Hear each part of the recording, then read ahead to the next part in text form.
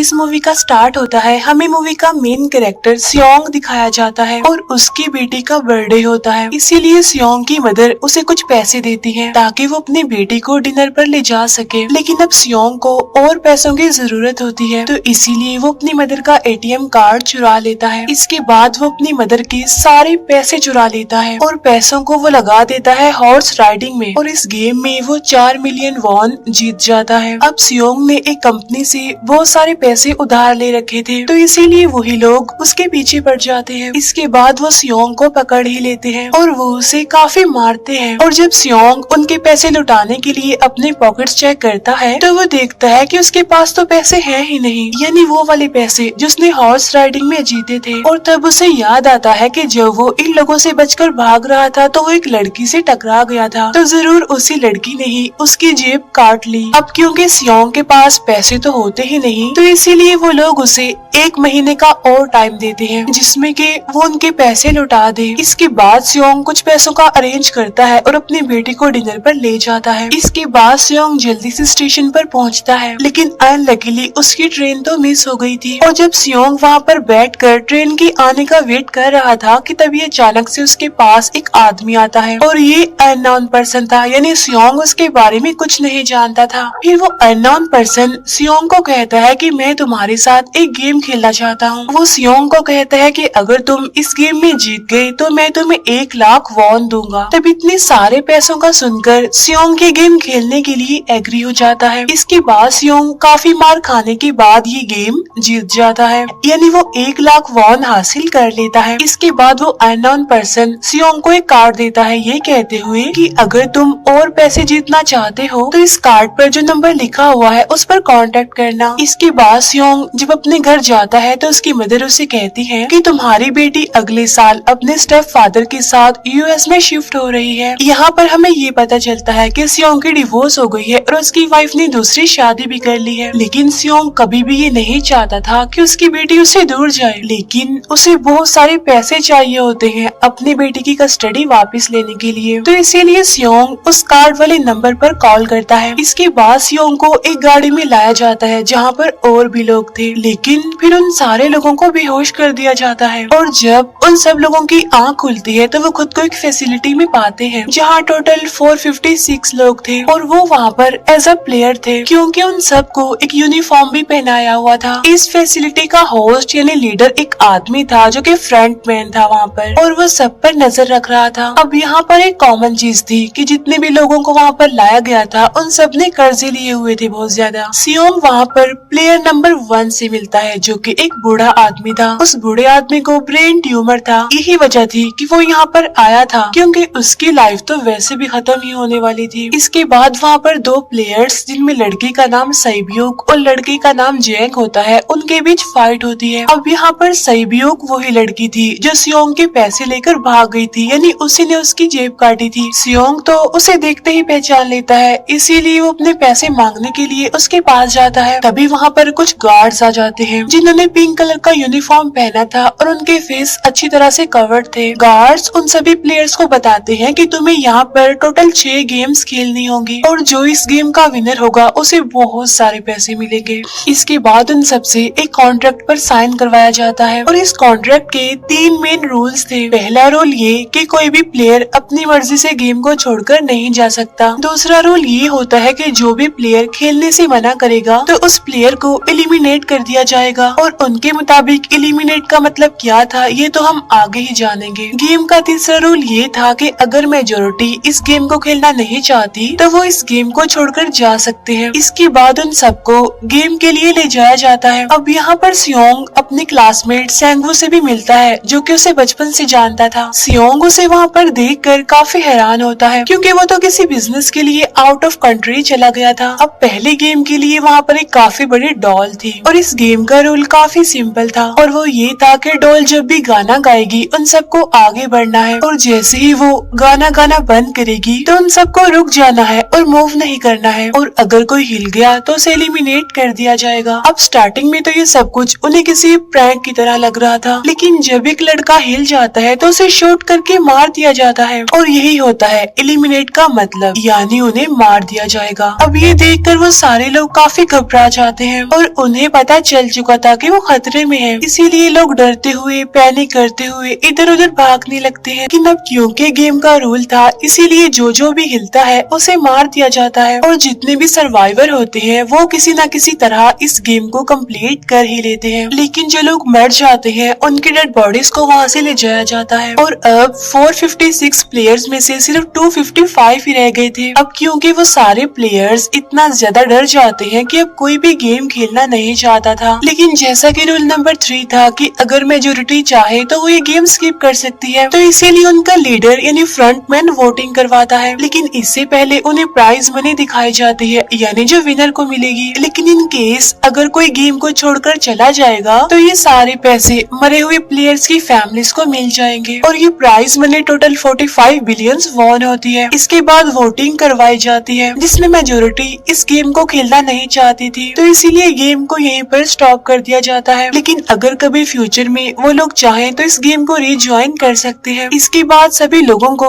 उनके घरों पर छोड़ दिया जाता है। नेक्स्ट डे सियोंग पुलिस स्टेशन जाता है और वहाँ पर वो पुलिस को सारी बात बता देता है। लेकिन उन लोगों को सियोंग की बातों पर यकीन नहीं होता और उल्टा वो लोग उसे पागल समझने लग जाते हैं। इसके बाद सियोंग उन्हें वही वाला कार्ड दिखाता है, लेकिन हैरान कर देने वाली बात तो ये है कि उस पर जो नंबर था वो रॉन्ग था। इसके बाद सियोंग जब घर जाता है तो उसकी मदर वहाँ पर नहीं होती। उधर सियोंग का क्लासमेट सेंगू अपनी मदर को छुपकर देख रहा होता है और तभी वहाँ पर सियोंग भी आ जाता है। यहाँ पर सेंगू अपसेट होते हुए सियोंग को बताता है कि मेरे ऊपर 6 बिलियन का कर्ज है। वो बताता है कि मैंने क्लाइंट्स के पैसे लेकर स्टॉक मार्जिन में लगा दिए थे, लेकिन अनलकीली वो सारे पैसे डूब गए। और तभी सियोंग के पास हॉस्पिटल से कॉल आती है। सियोंग की मदर का पाँव काफी इंजर्ड था, लेकिन डायबिटीज का ट्रीटमेंट न होने की वजह से उनकी चोट और ज्यादा बढ़ गई। तब डॉक्टर सियोंग को बताते हैं कि तुम्हारी मदर का ट्रीटमेंट हो सकता है, लेकिन इसके लिए हमें इनका पाँव काटना होगा। लेकिन इस ऑपरेशन में बहुत सारे पैसे लगने वाले थे। लेकिन जाहिर सी बात है सियोंग के पास इतने पैसे तो होते नहीं। इवन उसने तो अपनी मदर के इंश्योरेंस के पैसे भी उड़ा दिए थे। तब इसीलिए सियोंग पैसे मांगने के लिए अपनी वाइफ के पास जाता है, लेकिन उसकी वाइफ उसे पैसे देने से इनकार कर देती है। फिर उसकी वाइफ अपने हस्बैंड को बताती है कि सियोंग आया था पैसे मांगने के लिए और तभी उसका हस्बैंड सियोंग को पैसे देने आता है। साथ साथ उसे ये भी कहता है कि मेरी फैमिली से दूर रहो। लेकिन सियोंग उसे मारने लगता है और तभी उसकी बेटी भी वहाँ पर आ जाती है। इसके बाद सियोंग का एक फ्रेंड अपने बॉस के पास पैसे मांगने जाता है, लेकिन उसका बॉस उसे पैसे देने से मना कर देता है, तो इसीलिए उन दोनों के बीच फाइट होने लगती है। इस फाइट के दौरान उसके बॉस का हाथ मशीन में आ जाता है, तो मौके का फायदा उठाकर सियोंग का फ्रेंड पैसे लेकर वहाँ से भाग जाता है। फिर इसके बाद सियोंग का फ्रेंड अपने घर आकर अपनी वाइफ को कहता है कि पहले फ्लाइट लो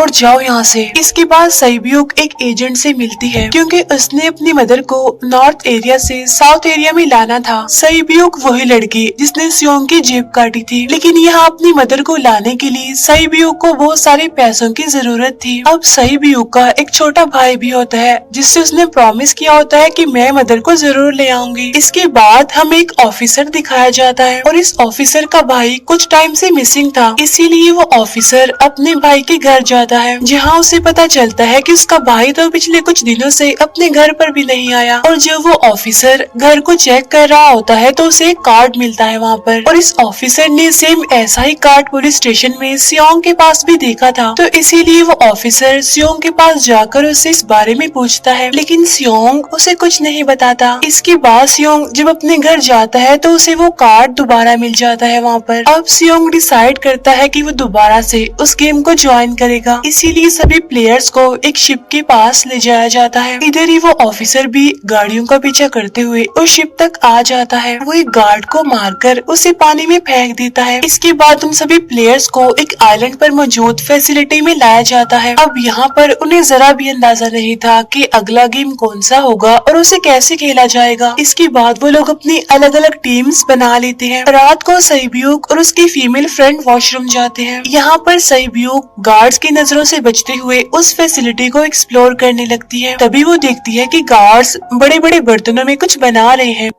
शक हो जाता है तो एक गार्ड वॉशरूम्स को चेक करने के लिए आता है, लेकिन तब तक सईब्यूक वापस आ चुकी थी। इसके बाद सईब्यूक अपनी फीमेल फ्रेंड को सारी बात बता देती है जो उसने देखा था, लेकिन यहाँ पर सेंगवू उन दोनों की बातें सुन लेता है और वो इस बारे में सईब्यूक से पूछता है, जिस पर सईब्यूक बताती है कि वो बड़े बड़े बर्तनों में कुछ पका रहे थे। इसके बाद उन सभी प्लेयर्स को प्लेग्राउंड में लाया जाता है, जहाँ पर उनके सामने 4 शेप्स थी। 4 शेप्स में से उन्होंने किसी एक शेप को चूज करना था। अब यहाँ पर सेंगवू को पता चल जाता है कि गेम क्या है और क्या करना है हमें। सेंगवू सियोंग को बताता है कि सबने अलग अलग शेप्स को चुनना है। इसके बाद उन सभी को एक छोटा सा बर्तन दिया जाता है जिसमें की शेप्स बनी होती है। अब गेम उनकी ये होती है कि उन्होंने किसी तरह उस शेप को बाहर निकालना है बगैर डैमेज किए, लेकिन अगर शेप जरा से भी खराब हो गई तो उन्हें एलिमिनेट कर दिया जाएगा, यानी मार दिया जाएगा। अब यहाँ पर सेंगवू तो इजिली उस शेप को निकाल लेता है, लेकिन सियोंग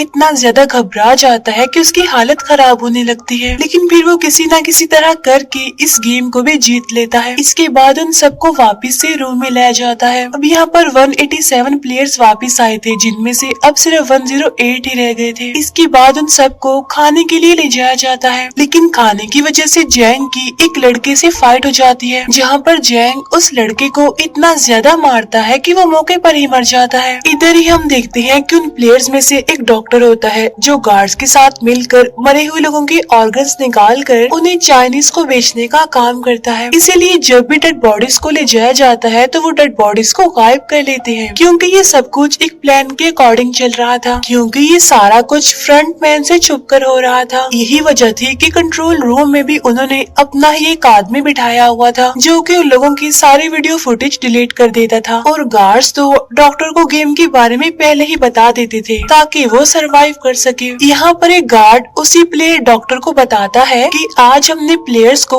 जानबूझकर खाना कम दिया है ताकि वो आपस में लड़ने लगे, जिससे होगा ये कि सारे वीक प्लेयर्स गेम से आउट हो जाएंगे। साथ ही गार्ड डॉक्टर को अपनी अगली गेम के बारे में बता देता है। अब 30 मिनट के बाद वहाँ पर लाइट्स ऑफ होने वाली थी। अब यहाँ पर सेंगवू को पता था कि सियोंग की टीम जरूर कोई उल्टा काम करेगी, इसीलिए वो उस टीम को अपने पास बुलाकर उन्हें रिलैक्स रहने के लिए कहता है। उधर वो जो डॉक्टर प्लेयर होता है वो जैंग की टीम में शामिल हो जाता है। यहाँ पर डॉक्टर जैंग को बता देता है कि अगला गेम क्या होने वाला है। इसके बाद लाइट्स ऑफ हो जाती है और जैंग अपनी टीम के साथ मिलकर बाकी सभी को मारने लगता है। जैंग एक लड़की को मारकर सईब्यूक को मारने जाता है, लेकिन तभी सियोंग उसे बचा लेता है। इसके बाद गार्ड्स वहाँ पर आकर उन सभी को रोक लेते हैं और अब टोटल 80 लोग रह गए थे। इसके बाद उन सभी को तीसरे गेम के लिए ले जाया जाता है और यहाँ पर उन्हें 10-10 प्लेयर्स की एक टीम बनाने के लिए कहा जाता है, और वो लोग ऐसा ही करते हैं, अपनी अपनी टीम बना लेते हैं। अब क्योंकि जैंग को अगली गेम के बारे में पहले ही पता होता है, इसीलिए वो सईब्यूक की फीमेल फ्रेंड को अपनी टीम में नहीं रखता और वो अपनी टीम में सिर्फ मर्दों को ही रखता है। इसके बाद सेंगवू भी अपनी एक टीम बना लेता है। अब क्योंकि उन्हें एक प्लेयर की जरूरत थी तो इसीलिए सईब्यूक की फीमेल फ्रेंड उनके टीम में शामिल हो जाती है, और ये गेम असल में टग ऑफ वॉर का होता है, यानी उन्होंने अपने सामने वाली टीम को नीचे गिराना था। इसके बाद गेम स्टार्ट हो जाती है और जैंग की गेम बड़ी आसानी से इस गेम को जीत लेती है। इसके बाद बारी होती है सेंगवू की टीम की। तब प्लेयर नंबर 1 यानी वो बूढ़ा आदमी कहता है कि मैंने अपनी जिंदगी में बहुत सारी टग ऑफ वॉर्स खेल रखी है, इसीलिए उन सबको गाइड करता है कि इस गेम को कैसे जीतना है। तो इसीलिए वो लोग किसी न किसी तरह करके इस गेम को जीत जाते हैं। फिर दिखाया जाता है कि 30 मिनट के बाद दोबारा से लाइट्स ऑफ हो जाएंगी, जिस पर सेंगवू उन सबको कहता है कि रेडी रहना। तो इसीलिए वो डिसाइड करते हैं कि एक एक करके हम पहरा देंगे। अब जैंग की टीम में एक से बढ़कर एक चालाक प्लेयर था, तो इसीलिए जैंग को डर होता है कि कहीं उसकी टीम उसे ही साइड पर न लगा दे, यानी उसे ही अपने रास्ते से न हटा दे। अब डॉक्टर और गार्ड्स मिलकर डेड बॉडी के ऑर्गन्स निकाल रहे होते हैं और इन ऑर्गन्स को डिलीवर करने जाना था गार्ड नंबर 28 एंड 29। तब वो सभी एक डेड बॉडी के बारे में बातें करने लगती हैं जिसकी सिर्फ एक किडनी थी और वो उसे ज़ॉम्बी कह रहे थे। अब यहाँ पर जो गार्ड नंबर 29 था, यानी जिसने वो ऑर्गन्स डिलीवर करने जाने थे, वो कोई और नहीं बल्कि वो ऑफिसर था जो गार्ड के बेस में वहाँ पर आया था। और ये सब बातें सुनकर उसे शक होता है कि शायद ये लोग मेरे भाई की बात कर रहे हैं हैं क्योंकि उसकी भी एक ही किडनी थी। इसके बाद नंबर 28 और 29 यानी वो ऑफिसर ऑर्गन्स को डिलीवर करने के लिए चले जाते हैं। रास्ते में वो ऑफिसर नोटिस करता है कि टनल में तो बॉम्ब लगा हुआ है। तब नंबर 28 उसे बताता है कि जब हम यहाँ से बाहर निकलेंगे तो इस जगह को ब्लास्ट कर दिया जाएगा। अब यहाँ पर वो ऑफिसर नंबर 28 से और इन्फॉर्मेशन लेने की कोशिश करता है, इसीलिए नंबर 28 को उस पर डाउट होने लगता है। इसीलिए वो उस ऑफिसर को अपना फेस दिखाने के लिए कहता है। अब यहाँ पर वो ऑफिसर अपना फेस भी दिखा देता है, साथ साथ वो नंबर 28 पर गन पॉइंट भी कर देता है। साथ साथ वो ऑफिसर उससे एक किडनी वाले आदमी के बारे में पूछता है कि वो कौन है जिसे तुम ज़ॉम्बी कहते थे, जिस पर वो नंबर 28 उससे कहता है कि वो तो एक लड़की थी। अब यहाँ पर नंबर 28 उस ऑफिसर को कहता है कि तुम लीडर के रूम में जाकर सारी इन्फॉर्मेशन देख सकते हो, वहाँ पर सबका डाटा है। ये जानने के बाद वो ऑफिसर नंबर 28 को मार डालता है। उधर वो डॉक्टर गार्ड से अगली गेम के बारे में पूछता है, लेकिन इस बार गार्ड्स को भी अगली गेम के बारे में पता नहीं होता। तब इसीलिए डॉक्टर को गुस्सा आ जाता है और वो एक गार्ड को पकड़ लेता है और उनकी फाइट होने लगती है। इसी फाइट में डॉक्टर उस गार्ड को मार कर वहाँ से भाग जाता है। इसके बाद एक गार्ड भी उसका पीछा करता है और वो दोनों प्लेग्राउंड में आ जाते हैं। यहाँ पर गार्ड डॉक्टर को अपनी बातों में फंसा कर उसे मारने वाला होता है, लेकिन तभी लीडर यानी फ्रंटमैन आकर उसे मार डालता है और बाद में वो उस डॉक्टर को भी मार डालते हैं। साथ साथ इन्हीं वहीं पर नंबर 28 की डेड बॉडी भी मिल जाती है, जिससे इन्हें ये पता चल जाता है कि फैसिलिटी में कोई घुस गया है। उधर वो ऑफिसर लीडर यानी फ्रंटमैन के रूम तक पहुंच जाता है। तो वो चेक करते करते एक ऐसे रूम में जाता है जहाँ पर सबके रिकॉर्ड्स थे, और जब वो ऑफिसर रिकॉर्ड चेक कर रहा होता है तो उसे सभी विनर्स की एक लिस्ट मिलती है, जिसमें उसके भाई का भी नाम था, यानी वो भी कभी विनर था। उधर सभी प्लेयर्स को 4th गेम के लिए ले जाया जाता है, जहाँ पर उन सबको अपना अपना पार्टनर चुनने के लिए कहा जाता है, और वो प्लेयर्स करते भी ऐसा ही है, अपना अपना पार्टनर चुन लेते हैं। सहयोग की फीमेल फ्रेंड भी अपना पार्टनर ढूंढने की कोशिश करती है, लेकिन कोई भी उसका पार्टनर बनने को तैयार ही नहीं था। इसके बाद सभी प्लेयर्स को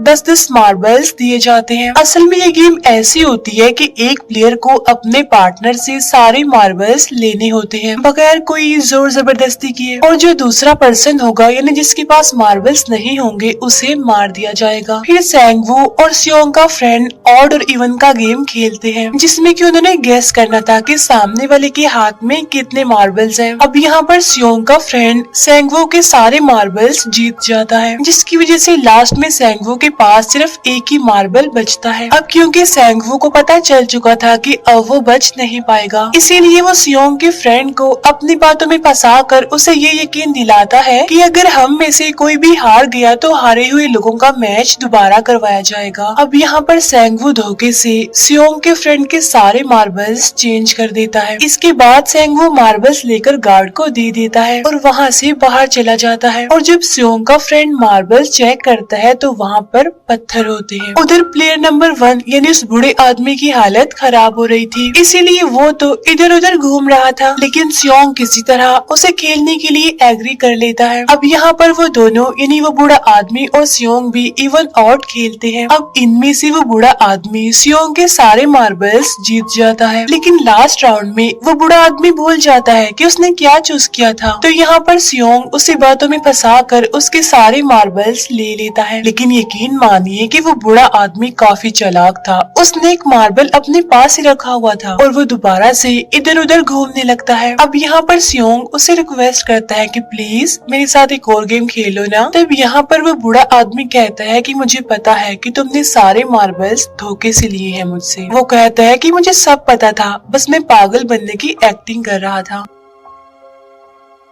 तभी सुनकर सियोंग को उस पर तरस आ जाता है और वो उसे ही सारे मार्बल्स दे देता है। उसके बाद सैब्यूक और उसकी फीमेल फ्रेंड भी गेम खेल रहे होते हैं। उनकी गेम ये होती है कि जो मार्बल्स को दीवार के ज्यादा करीब फेंकेगा वो ही जीतेगा। पहले सैब्यूक अपने मार्बल्स फेंकती है, लेकिन जब सैब्यूक की फ्रेंड की बारी आती है तो वो अपने सारे मार्बल्स फेंक देती है, लेकिन जब सैब्यूक ये देख लेती है तो वो अपने फ्रेंड को दोबारा फेंकने के लिए कहती है, जिस पर उसकी फ्रेंड कहती है कि नहीं सैब्यूक, मैं बिल्कुल अकेली हूँ, मेरे पीछे तो कोई भी नहीं है, लेकिन अगर तुम्हें कुछ कुछ हो गया तो ये अच्छी बात नहीं है, तुम्हारे पीछे तुम्हारा छोटा भाई है, तुम्हारा वेट कर रहा है वो। और इसी वजह से सईब्यू की फ्रेंड को मार दिया जाता है। इसके बाद उन सबकी डेड बॉडीज को वहाँ से ले जाया जाता है। इसके बाद वो सब वापिस से रूम में आ जाते हैं। यहाँ पर जैंग देखता है कि सईब्यू की वो वाली फ्रेंड तो अभी तक जिंदा है, जो कि बड़ी आराम से बैठी हुई थी। अब यहाँ पर हमें पता चलता है कि सईब्यू की ये वाली फ्रेंड जैंग की भी फ्रेंड थी, लेकिन अब क्योंकि उन दोनों के बीच किसी बात को लेकर क्लैश चल रहा था, तो इसीलिए जैंग की वो फ्रेंड उसे बुली करने लगती है। इसके बाद फ्रंटमैन को एक डेड बॉडी के पास उस ऑफिसर का आईडी कार्ड मिल जाता है। तभी फ्रंटमैन को पता चलता है कि उसके सारे वीआईपीज आ चुके हैं, तो इसीलिए फ्रंटमैन उन्हें लेने के लिए चला जाता है। फिर सारे वीआईपीज को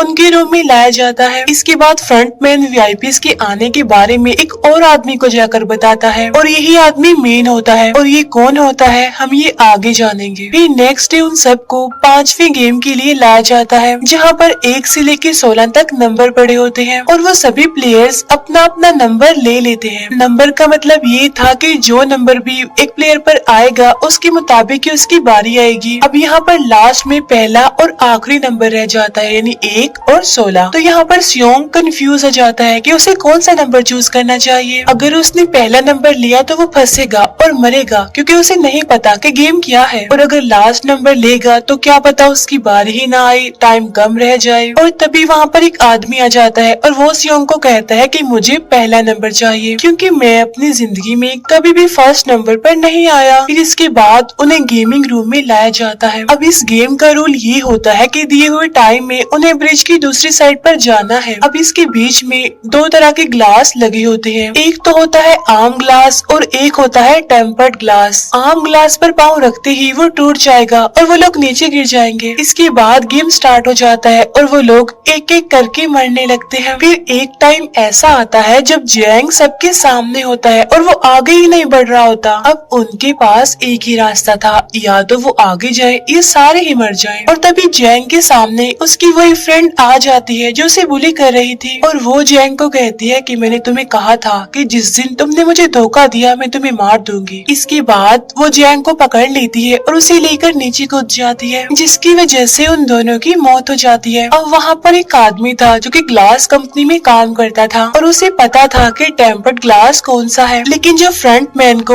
इस बात का पता चल जाता है तो वो लाइट्स ऑफ करवा देता है ताकि वो ग्लास को पहचान ही ना पाए। अब लास्ट में एक ही स्टेप बचता है और उनके पास तो टाइम ही नहीं था, इसीलिए सेंगवू उस आदमी को धक्का दे देता है। तो यहाँ पर सेंगवू, सियोंग और सईब्यू ब्रिज को पार कर लेते हैं, लेकिन ग्लास टूटने की वजह से उन्हें काफी चोट लग जाती है, खास तौर पर सईब्यू को।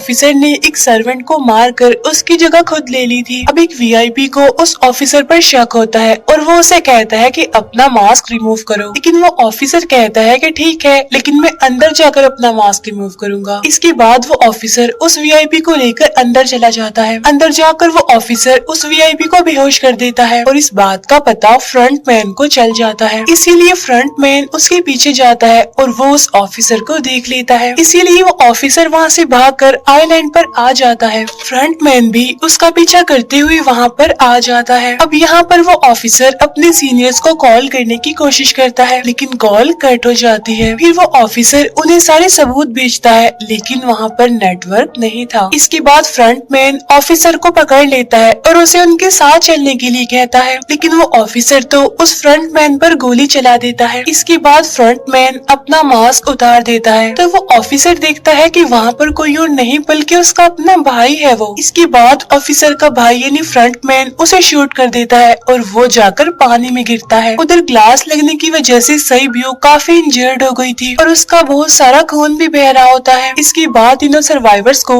डिनर के लिए ले जाया जाता है और उनके पास एक एक नाइफ भी रख दिया जाता है, मतलब रात में उन तीनों में से कोई भी एक दूसरे को मार देगा। तभी सियोंग नोटिस करता है कि सईब्यू की हालत काफी खराब है, इसीलिए वो सईब्यू को कहता है कि फिक्र मत करो, हम दोनों साथ हैं और इस गेम में हम दोनों मिलकर सेंगवू को हरा देंगे। इसके बाद हम दोनों यहाँ से बाहर निकल जाएंगे और पैसों को आधा आधा डिवाइड कर लेंगे। सईब्यू उसे बताती है कि मेरा एक छोटा भाई है जिसे मैं ऑर्फनेज में छोड़कर आई हूँ, और अगर हम दोनों में से कोई भी जिंदा बचकर बाहर जाएगा तो उसे उन दोनों की फैमिलीज का ख्याल रखना होगा। अब सहीबियो की हालत काफी खराब थी, उसे डॉक्टर की जरूरत थी, इसीलिए सियोंग कोई मदद लाने के लिए जाता है। लेकिन जब तक वो वापस आता है तब तक सैंगवू सहीबियो को मार चुका था। फिर नेक्स्ट डे उन दोनों को गेम नंबर 6 यानी लास्ट गेम के लिए ले जाया जाता है। गेम का रूल बड़ा ही सिंपल था कि मार दो या मर जाओ, और इस गेम का नाम होता है स्क्विड गेम। इसके बाद गेम स्टार्ट हो जाती है और उन दोनों के बीच काफी फाइट होती है, लेकिन लास्ट में सैंगवू की हालत खराब होने लगती है। तभी सियोंग कहता है कि मैं इस गेम को रोकना चाहता हूँ, और तभी सियोंग सैंगवू को उसके साथ चलने के लिए कहता है, लेकिन सैंगवू तो अपने आप को ही मार डालता है, जिसकी वजह से सियोंग गेम जीत जाता है। फिर फ्रंटमैन सियोंग को कहता है कि तुम बहुत अच्छा खेले, लेकिन मुझे इसकी उम्मीद नहीं थी। इसके बाद सियोंग को उसके घर पर छोड़ दिया जाता है और उसके पास एक एटीएम कार्ड भी था, और जब सियोंग उस एटीएम कार्ड को जाकर चेक करता है तो वो दिखता है कि सारे पैसे उसके अकाउंट में भेज दिए जाते हैं। इसके बाद सियोंग अपने घर जाता है, लेकिन तब तक उसकी मदर की डेथ हो जाती है। इसके बाद हमें 1 साल बाद का सीन दिखाया जाता है, जहाँ पर हम देखते हैं कि सियोंग की हालत काफी खराब हो गई है, यानी वो अब काफी नशा करने लग गया है और उसने अब तक उन पैसों को हाथ तक नहीं लगाया। एक दिन एक फूल बेचने वाली औरत सियोंग के पास आती है और वो उसे सेम वैसा ही कार्ड देती है जिसमें एक एड्रेस लिखा हुआ था, और फिर सियोंग उस एड्रेस पर जाता है, जहाँ पर उसे पता चलता है कि ये सारा किया धरा किसी और का नहीं बल्कि उस बूढ़े का है, प्लेयर नंबर 1 का, और वो अभी भी जिंदा है। यहाँ पर वो बूढ़ा आदमी सियोंग को बताता है कि मैं अपनी लाइफ से बोर हो चुका था और ये सारी गेम मैंने अपने क्लाइंट्स के साथ मिलकर बनाई ताकि मैं लोगों को मरता हुआ देखकर एंजॉय कर सकूं। लेकिन हाँ, हमने किसी को मजबूर नहीं किया था ऐसा करने के लिए, और मैंने गेम में इसीलिए पार्टिसिपेट किया क्योंकि गेम देखने से ज्यादा उसे खेलने में मजा आता है। वो कहता है जो पैसे तुम्हारे पास है वो मेरे ही हैं, और ये कहते ही उस बूढ़े आदमी की मौत हो जाती है। इसके बाद सियोंग सहीबियो के छोटे भाई के पास जाता है और उसे लेकर वो जाता है सैंगवू की मदर के पास, और वो सैंगवू की मदर को कहता है कि इस बच्चे का ख्याल रखना। साथ साथ वो उसे एक बैग भी देता है जिसमें बहुत सारे पैसे होते हैं। इसके बाद सियोंग स्टेशन पर जाता है, जहाँ पर उसे वही अननोन पर्सन मिलता है जो कि उसे मूवी के स्टार्ट में भी मिला था। यहाँ पर सियोंग उसका पीछा भी करता है, लेकिन तब तक वो भाग चुका था। फिर सियोंग उस कार्ड वाले नंबर पर कॉल करता है और वो पूछता है कि तुम लोग कौन हो और लोगों के साथ ऐसा क्यों कर रहे हो, क्यों खेल रहे हो लोगों की जिंदगी से। लेकिन आगे से उसे रिस्पॉन्स आता है कि सियोंग अगर तुमने जिंदा बचना है तो प्लेन में चढ़ जाओ, और इसी के साथ ही मूवी यहीं पर एंड हो जाती है। Thank you for watching.